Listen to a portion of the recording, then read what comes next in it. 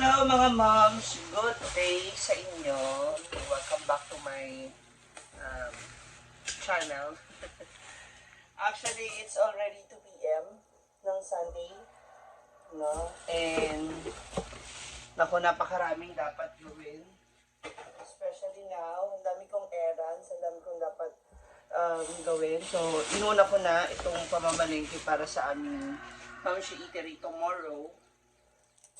So, galing ako sa palengke at namili ako.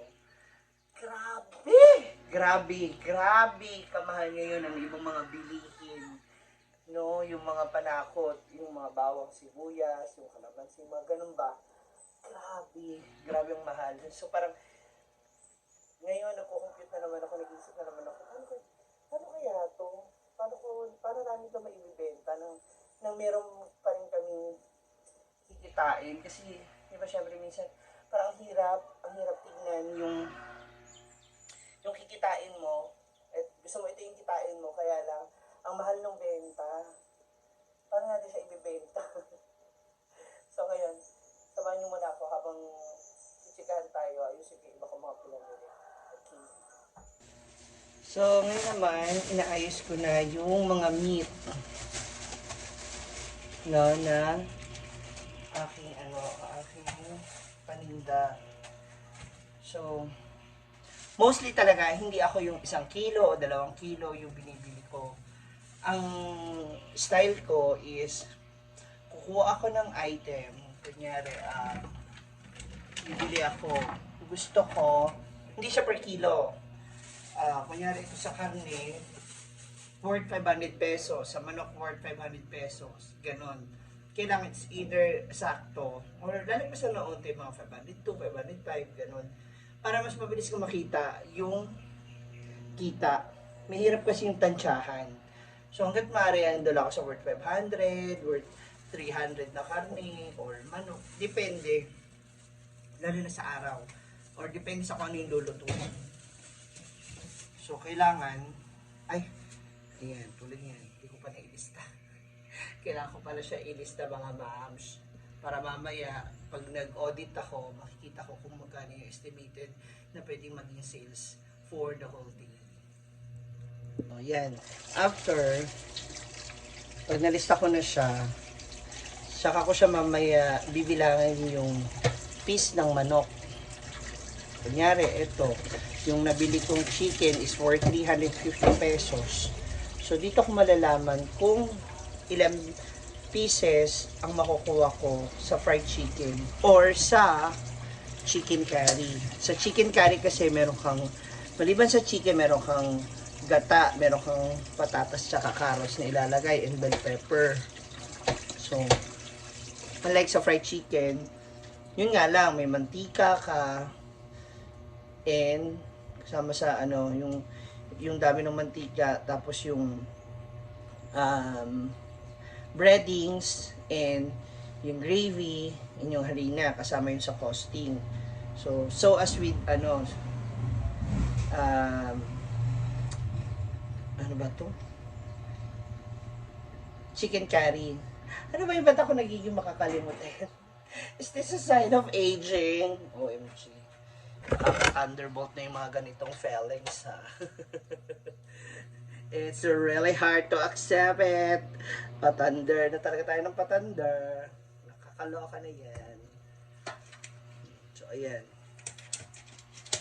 Tapos, kung minsan kasi ang kagandahan, kapag medyo malaki yung hiwa dun sa, malaki yung hiwa dun sa karne, or dun sa manok na binibili ko, nahahati ko pa siya into 2. So, depende yun. Yung mga malalaki kasi inaabot ng 200 pesos ang kilo.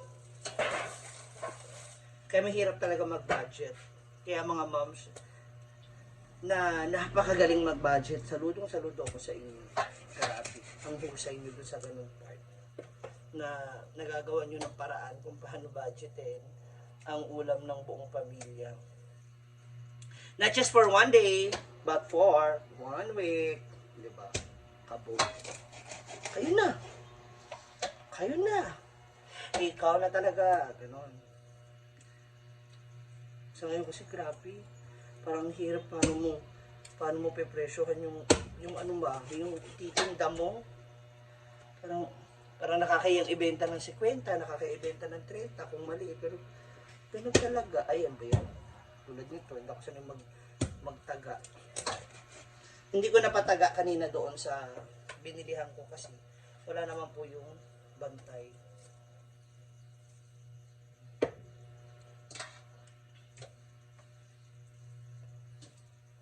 Kaya ito, ako ang nagtataga ngayon.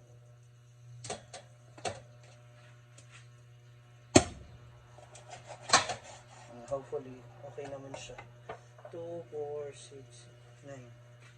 Hello, 9 lang siya. Okay rin. Kasi marami pa namang fried chicken. So, meron tayo 6, 8, 10. O, diba? Nabibilang ko na kaagad. Magkano yung pwede mong bawi at balik sa'yo. Ganun.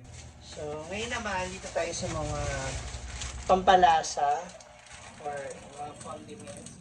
So, most of the time, especially kapag malaki talaga ang kita ng aking canteen, bumibili ako agad ng maramihan. Why? Para po mas makalesin ako ng bitbit. And kasi may mga ibang product na kapag binili mo siya ng maramihan, may discount. Mas nakakales ka. At meron din mga product na mabilis ma-out of stock dun sa mga supplier ko. So kahit hanapin ko siya sa iba, hindi ko siya makikita. So, mostly, yeah, para ako nagpa-panic buying. Kaya kung minsan nasisira din talaga yung budgeting. And I admit it naman talaga. Kaya kung minsan nag-aabono ko ng 100 or 200, tapos kapag kumita siya ngayong araw na to, I mean, nakuha ko na yung ano, yung profit na gusto ko at para sa market. Yan. Binabawi ko yung ano, binabawi ko yung naabono. Kailangan din naman yun para nakikita natin kung kumikita o hindi yung business natin, di ba? So ngayon, pinakyaw ko halos lahat ng soy sauce. Kasi itong soy sauce na to is 13 pesos lang and 375 ml.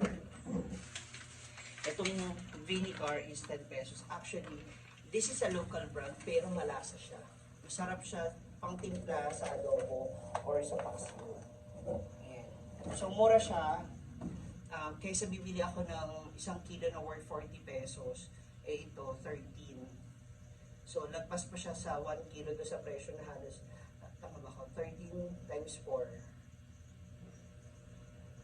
Eh ano to? Basta kayo na mag-compute. Yung ganun ba? Nahirapan ako mag-compute sa mga ganyan-ganyan.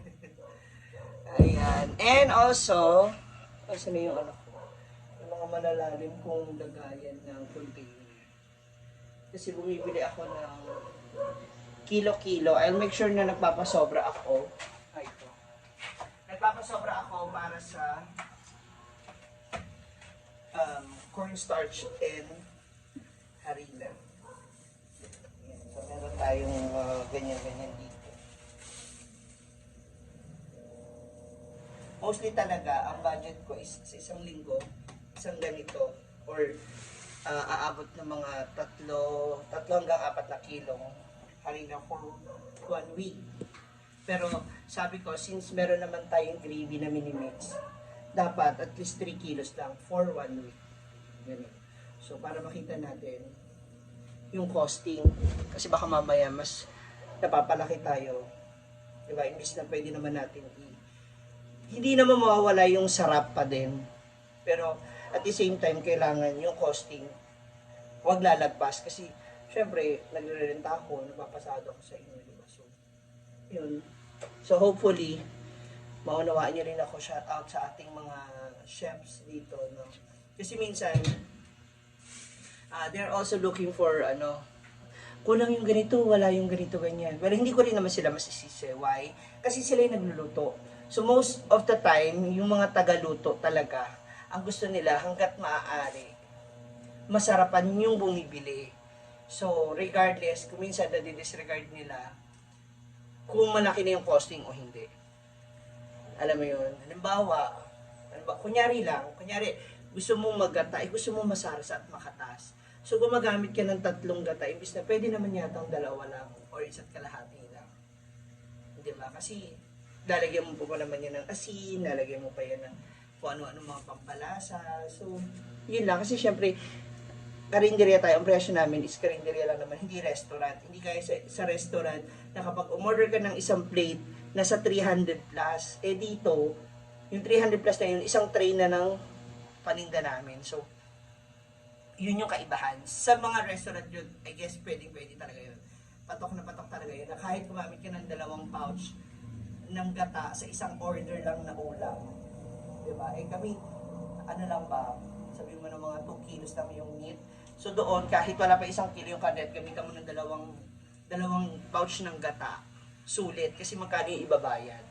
Diba? So parang nasa 300 ang yun nga lang, mas, for sure, ang mga restaurant, mas mahal kasi yung kanilang renta kumpara sa akin. Diba? So, yun lang. I guess, tama ako. Isa pa sa mga tipid tips na ginagawa ko, no, hanggat maaari makatipid sa phone. Ang katinla mo, ang kagat mo. Sa mga tipid tips na maaari ko may share. Eh, I know na ginagawa nyo rin to pag nakita nyo to. So, kung halimbawa ngayon or bukas nyo lulutuin yung isang putahe na kailangan ninyo ng pangsahog. So, may mga nabibiling nakabalot na ganito or nakatumpok. Hindi naman sila sirang-sira, hindi sila bulok na bulok. So, kung gagamitin mo siya ngayon or bukas, pwede pa rin naman. Hindi naman siya agad mabubulok na kagaya para hindi na talaga siya pwede. Hindi. So, pwede siya.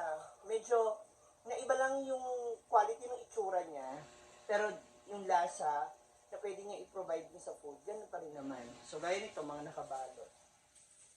Kamatis. Hindi ako kumuha ng masyadong hinog. Ilan lang yung hinog dyan, 2 lang. The rest is hilaw pa, medyo hilaw pa. Hindi rin naman sila ganun kalambot, so, matigas-tigas pa siya. So, ibig sabihin, pwede ko pa siya magamit within this week. No, kung kakailanganin ng kamatis dun sa pagkain o kung saan ilalagay. Kaya ako bumili ng ganito, balot lang. So actually, this is only 10 pesos. O, diba? Ito rin, 10 pesos. Eh, si Ate Vivian, nahiling maglagay ng bell pepper sa mga pagkain para daw may kulay, maganda tingnan, the more na mas maganda raw tignan yung food, mas nakakatakam siyang kainin or umorder. So, I guess, tama rin naman siya. So, ayan. Hindi ako nakabili nung, actually, dito, talo ka pag ganito. Pero since hindi naman kami palaging nag-chicken curry, kaya bumibili lang ako ng mga pouch. Pero kung everyday kasi, yun at yun ang, siguro dapat bumili na ng malakihan or maramihan. Pero since ilang peraso lang naman, so, ganito lang yung binibili ko. I also have yung mga ganito, yan yung mga nakabalot. I just wanted to share it to you guys. No? Hindi rin naman siya gano'ng kalaki yung tawag dito, yung presyo, pero at least yung pagod mababawasan na. So ito after this, binababad ko na sa tubig or nilalagay ko sa ref para hindi siya agad mamutin. So yun yung mga gulay natin. And syempre sa pagpili ng talong, make sure syempre na matigas. Para matigas. Wala nga kayo dyan. Wala kayong So yun kasi sabi ni Ate Vivian sa akin, kapag bumili raw ako ng talong, make sure na matigas. So, alam mo naman ako masinuri, pag matigas. Ay!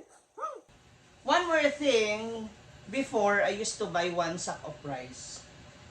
No? Isang sako talaga ng bigas ang binibili ko for, hindi namin alam kung ilang linggo siya tumatagal. No? Pero, base kasi ngayon doon sa ginawa kong strategy, baka meron kayong suggestion, meron kayong opinion, o meron kayong idodonate na bigas, mas maganda. No, ang ginagawa ko kasi is, everyday, 5 to 6 kilos ang binibili ko na bigas. Why? Kasi, pagdating ng hapon, nabibenta ko siya sa senior high. Especially now, na nadadagdagan kami ng ibang mga customer. Though may mga ilan din naman na hindi nakakakain dito kasi nga daw laging puno, hindi sila makaupo. Kailangan na nila kumain agad kasi they only have a limited time para sa kanilang break and kailangan nila makabalik agad. So, anyway. So, yung 5 to 6 kilos is really good um, for a day, for one day. So, kung ita-times ko siya for 1 week, it's 30 kilos. So, halos isang sako ng bigas ang mauubos namin. So, paano namin malalaman kung kumita kami? So, may takal kami na ginagawa, tinatakal namin. So, lumalabas sa 1 kilo, maabot ako ng 8 to 10 na takal. So, bakit 8 to 10? Kasi kakain din kami. Kumakain din yung mga staff, ako, no? Tapos kung minsan, syempre may mga ibang students tayo dito na napapakiusapan na itakbo mo muna ako ng ganito, ibili mo ako ng ganyan. So, may mga anak-anakan tayo dito talaga na nabibigyan natin ng free rice. Kumukulog. So, sinasanitize ko na yung mga kutsara at sandok. So, ganon. Ang ano namin, kasi kapag nakasako, kailangan mo pantimbangin. So, unlike kapag ganito, everyday, matatansya namin kung may natira o kung may natirang kanin o may natirang bigas, yung mga sasinain. Sa awan ng Diyos naman, yung 5 to 6 kilos na ubos namin, minsan, ulang pa talaga.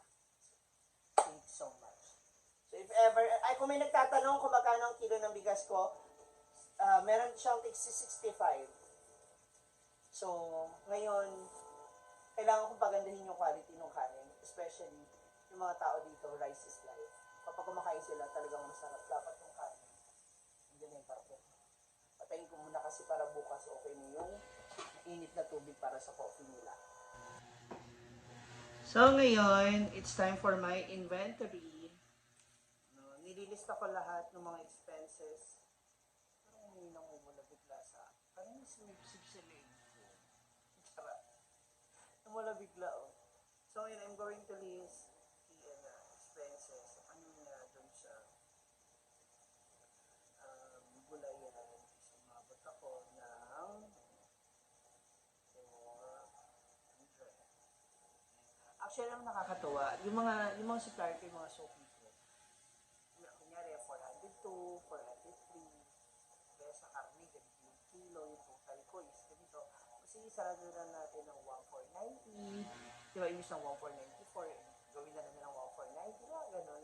Kaya, sobrang thankful din ako sa mga suppliers ko, sa mga suki, no? Sa mas madaling bagay para maunawa sa mga suki ko. Maraming salamat sa inyo. Bagamat alam kong mahal din talaga yung kuha ninyo at gusto nyo rin tumubo kasi nga ang dami nyo rin tauhan ang pinapasahod. Salamat sa pagbibigay sa akin ng discounts. And ito naman yung napamili kanina doon sa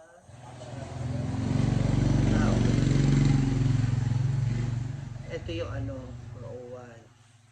Tapos si ate si 400, sa next 200. So, itotal natin. Ako naglilista talaga ako. Kailangan ko malaman kasi para na sa ganun. Kung babalik ba siya, kung magkano yung nailabas mong pera. Kasi mahirap yung tawag dito. Nanghuhula lang tayo magkano yung income kinabukasan. Kasi sa alam na namin kaagad kung magkano yung sa piraso. Kunyari, 30 pieces yung lumpia, alam mo na kaagad kung magkano yung tubo mo. Isama mo na yung costing doon ng mantika. Sa fried chicken, ilang piraso yan. So makikita mo kaagad. Babalik at babalik sa'yo agad yung tubo. Kung kumita ba o tutubo ba yung pinamili mo, yung pinamalengke mo. So, ayun.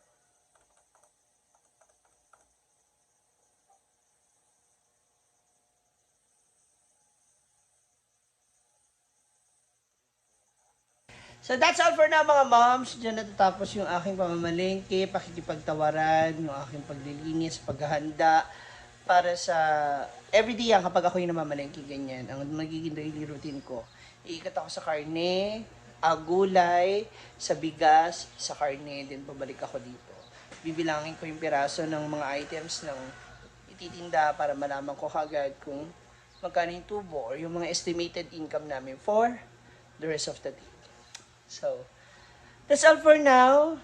Ang aking may share. sa inyo. And I'm always praying na sana palagi maubos yung aming paninda, yung aming mga tindang ulam, para mas marami kami madagdag na putahe at mas lalo pa namin mapasarap yung aming mga tindang ulam kahit patuloy ang pagtaas ng mga bilihin. Tama ba mga moms?